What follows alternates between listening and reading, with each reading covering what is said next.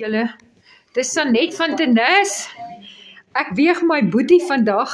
Charlie was op Tenes nou vir 'n rukkie. So, hy weeg gou in. Sê hallo vir die mense, boetie. Hallo julle. Ons gaan kyk of dit werk. Ja. Moet ek hierdie vat nou? Ja, jy vat hulle, tel hulle op. Jy moet eers accept. Charlie weeg gou, hy weet nog nie hoe nie, maar hy het voorheen op die skaal geweeg. Kyk, tel op.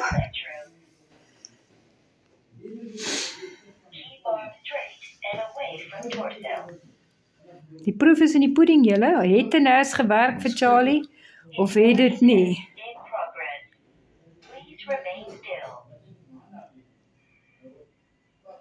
Net so maak, moet daar staan net stel, ek jou net afneem.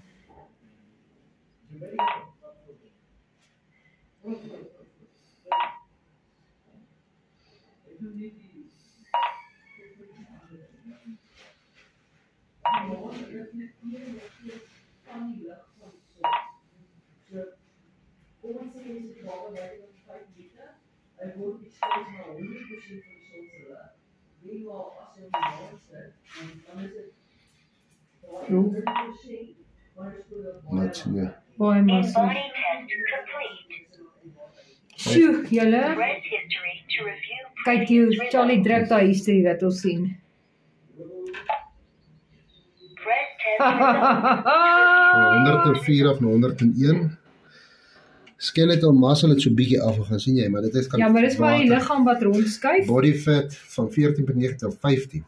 Ja, maar onthou nou, jy weeg 4 kilos ligter as wat jy geweeg het die laaste keer toe jy geweeg het.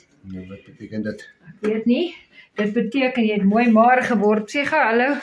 Vertel vir die mense wat het gebeur, hoe was dit op Tenes? Nee, want my maag is heel wat kleiner as wat hy was. Ja. En dit was lekker en maklik. Tenes, werk het regtig, Boeta? Dit doen. Wat is dit?